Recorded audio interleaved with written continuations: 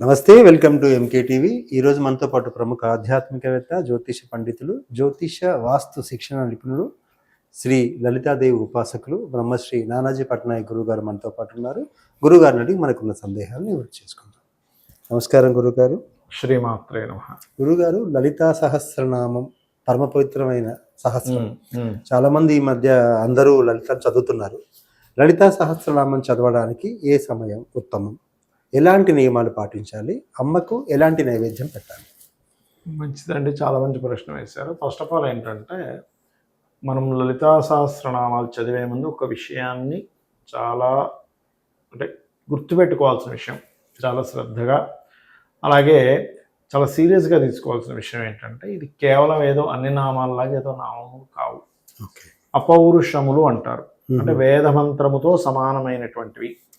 ఈ వేదమంత్రంతో సమానం అంటే వేదమంత్రానికి ఎంత ఉంటుందో శక్తి, అంత శక్తి ఉంటుంది. మనం చూడండి, హోమాలు, యజ్ఞాలు ఇవన్నీ వేదమంత్రంతో చేశారండి, వేదమంత్రాలు చదివి చేశారంటాం. అంటే మోస్ట్ పవర్ఫుల్. అక్కడికి వెళ్తే ఒక రకమైన వైబ్రేషన్ వస్తుంది, అంటే మీరు ఈక్వల్ టు వేదమంత్రం చదివినట్టే. అయితే దీంట్లో కొన్ని అపోహలు ఉన్నాయి. అందరూ చదవకూడదు అని, అలా ఏమీ లేదు.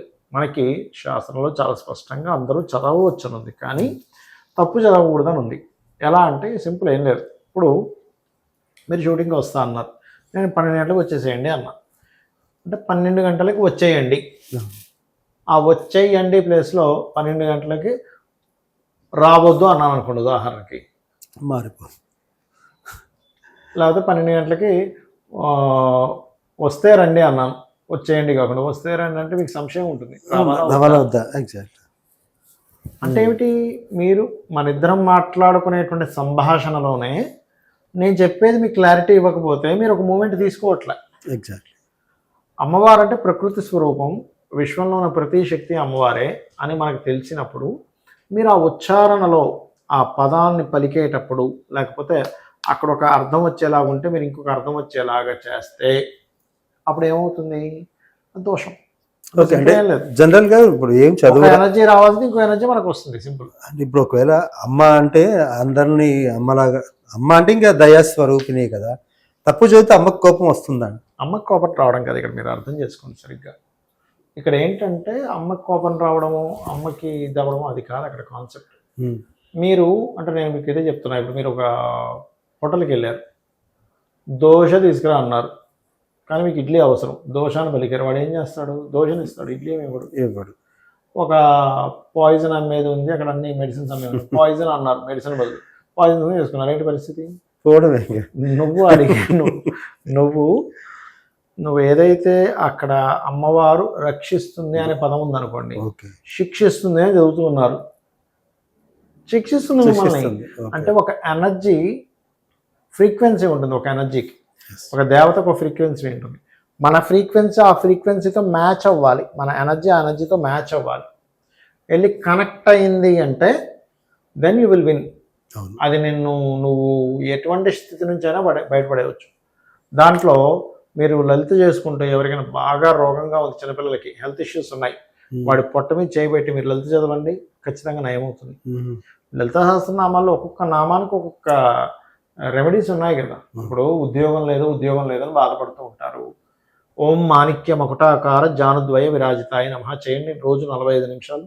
ఎందుకు? అమ్మవారు ఇవ్వదు, కాకపోతే ఒక రోజు చేసి ఇంకో రోజు మానేస్తే రాదు అని చెప్తాను. అంటే కంటిన్యూస్గా చేయాలి. తాబేలు కుందేలు కథ మనం చదువుకోలే, ఇది నిద్రపోయింది స్పీడ్ పరిగెట్టి, అది కంటిన్యూస్గా వెళ్ళింది, విన్ అయింది. కాన్స్టెంట్గా చేసేదానికి పవర్ ఎక్కువగా ఉంటుంది, గుర్తుపెట్టుకోండి. కాన్స్టెంట్గా ఉండాలి, అది మీకు ఖచ్చితంగా ఫలితాన్ని ఇస్తుంది. అయితే ఇక్కడ ఏంటంటే, ఒకటి ఇది అపౌరుషములు, ఇది చాలా గొప్పది, ఇది నేను చేస్తే నాకు ఇది కలుగుతుంది అనే ఒక ధైర్యం రావాలి మీకు, అంటే ఆ ఆలోచన కలగాలి మీకు. ఎప్పుడైతే సీరియస్నెస్ లేదో, సీరియస్నెస్ లేకపోవడం వల్లే, సీరియస్ అవ్వడం కాదు, సీరియస్నెస్ ఉండాలి. సీరియస్నెస్ లేకపోవడం వల్లే మన యొక్క ఈ బయట అంటే సొసైటీలో జరిగే అనేకమైనటువంటి అవరోధాలకు వీటన్నిటికీ సీరియస్నెస్ లేకపోవడం. భార్యాభర్తలు విడిపోతున్నారు, భార్య వాల్యూ భర్తకు తెలియకపోవడం, భర్త వాల్యూ భార్య తెలియకపోవడం, వాల్యూస్ తెలియకపోవడము, సీరియస్నెస్ లేకపోవడమే మన జీవితాలను నాశనం చేస్తుంది.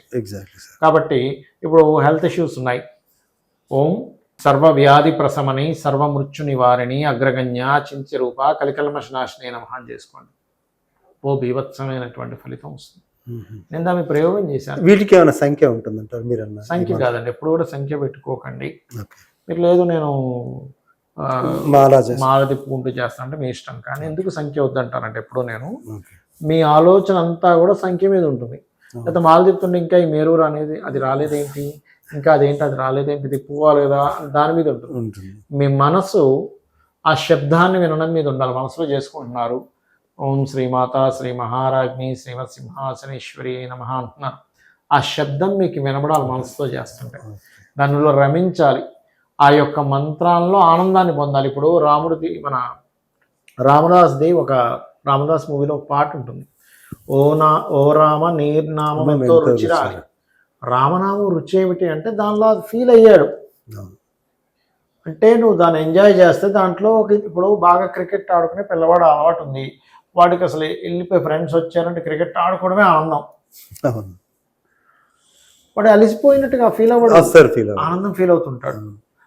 మనకి ఏదైతే ఇష్టమో, ఇప్పుడు కొంతమంది చూడండి ఈవినింగ్ అవ్వగానే ఆ వ్యక్తికి మన డ్రింకింగ్ హ్యాబిట్ ఉంది.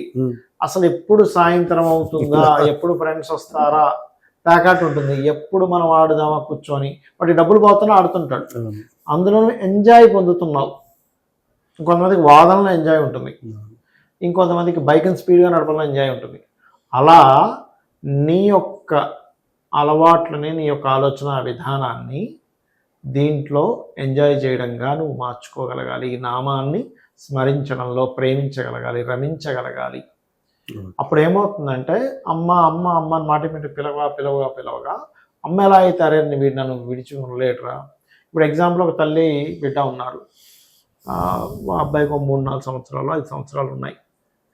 బాగా ఎప్పుడు మాట్లాడితే అమ్మ విధులు వాడు ఉండలేడు. వాళ్ళ మామయ్య ఏదో వచ్చాడు, అంటే ఈ అమ్మాయి యొక్క బ్రదర్ ఎవడో వచ్చాడు. ఏమి నేను మీ అబ్బాయిని తీసుకెళ్తా 2 రోజులు అంటారే, వాడు విధులు ఉండలేరురా, వాడు వద్దురా అంటది.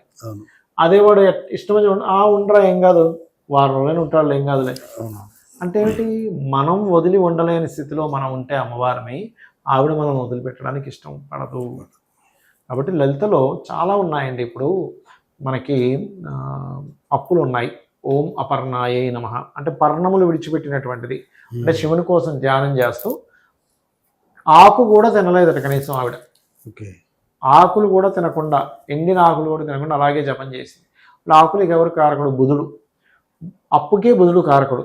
అంటే ఆ అమ్మవారిని అంత ఇదిగా చేసిన అమ్మవారిని కనుక మీరు ప్రార్థిస్తే, అందుకే ఎవడి జన్మజాత చక్రంలో అయినా బుధగ్రహం పాడైతే అప్పులు ఉంటాయి. అంటే అనాలోచితంగా క్రెడిట్ కార్డులు వాడేస్తాం, అనాలోచితంగా అప్పు తీసేసుకుంటాం, అసలు ఎంత కట్టాలి, మనం ఎంత ఇది ఉందనేటువంటి ఆలోచన లేదు, పిచ్చి పిచ్చిగా అయిపోతుంటుంది. అది అంటే వీటికి ప్రత్యేకించి నియమాలు ఎలా? వీరికి నియమాలు అంటే ఏమీ లేదండి. ఒకటి ఉదయం స్నానం చేసి చదవడం, ఇలాంటి నియమాలు చెప్తాను. ముఖ్యంగా నియమాలంటే సర్వసాధారణంగా అందరూ పాటించేది ఏమిటి అంటే పొద్దున్నే స్నానం చేస్తారు, పూజలోకి చేస్తారు. కానీ శాస్త్రం ఏం చెప్పిందంటే, మీకు గాయత్రి ఉందనుకోండి, గాయత్రి చేయకుండా లలిత చేయకూడదని చెప్తుంది శాస్త్రం. గాయత్రి లేదు, అప్పుడు లలితే గాయత్రి.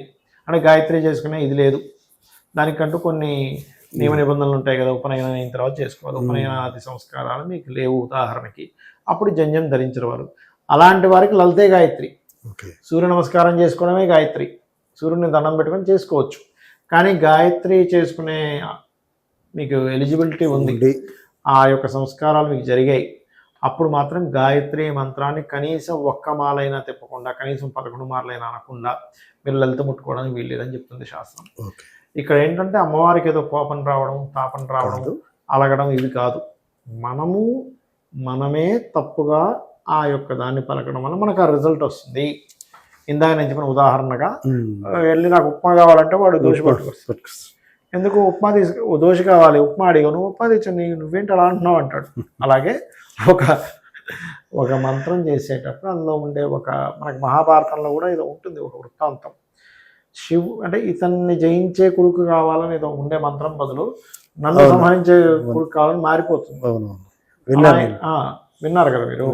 ఆ రకంగా మనము ఆ యొక్క మంత్ర ఉచ్చారణలో, మంత్ర పదంలో తప్పు పలికితే అది మనకే ఎఫెక్ట్ వస్తుంది అనేటువంటి భావనతో మీరు మంత్రం దాకా ఎందుకండి, మీరు ఏదైనా చిన్నపిల్లలకి ఏదైనా పదాలు నేర్పిస్తే ఇలా అరే ఇలా పలకూడదురా అంటాం.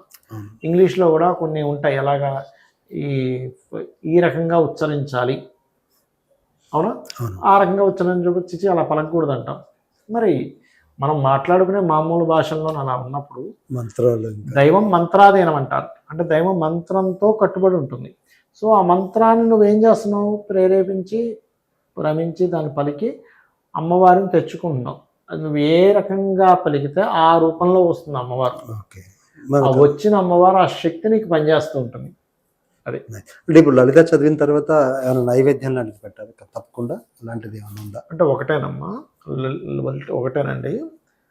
మీరు మనకి శాస్త్రంలో చెప్పినటువంటిది ఏమిటంటే, నువ్వు నీకు ఇష్టం ఉంది, నీకు చక్కగా చేయగలవు, ఆయుస అన్నం పెట్టు, గారెలు పెట్టు, పులిహోర పెట్టు, ఏమైనా పెట్టు, కానీ భక్తి ప్రధానం అక్కడ. ఇప్పుడు భక్తి లేకపోతే మొత్తం ఇంటి నిండా వంటకాలు చేసి పెట్టినా కానీ తీసుకోదు. ఇక్కడ ఏంటంటే మనకి శ్రీకృష్ణ పరమాత్మే స్వయంగా చెప్పాడు, మీరు ఫలాపేక్ష రహితంగా, అంటే ఫలం అనేటువంటిది ఆపేక్ష లేకుండా, పత్రమైనను పుష్పమైనను ఫలమైనను ఉదకమైనను, ఆకైనా పుష్పమైన ఫలమైన ఏదైనా ఒక చిన్న పండైనా ఉదకం అంటే నీరైనా నేను ప్రీతితో స్వీకరిస్తున్నాను. అంటే ఇప్పుడు మీరు వచ్చారు మా ఇంటికి, వెంకటేష్ గారు నేను మీకు టీ ఇస్తున్నా, ఎందుకు ఇస్తున్నాను తెలుసా, నాకు ఫలానా పని ఉందండి మీతో అందుకు ఇస్తున్నానంటే మీకు అసలు తీసుకోబుద్ధి వేస్తుందా? అసలు కాఫీ కోసం ఇంత ఇదా? సరదాగా అంటాం మీరు, జోక్గా అంటాం లేదు, మామూలుగా వాడు జోక్గా అంటాం మీరా, మీకు ఇది ఎందుకు ఇస్తున్నాను తెలుసా అని ఊరికే అంటాం మీరు. కానీ నిజంగా అతని ఇంటెన్షన్ అదైతే మనం తీసుకోం.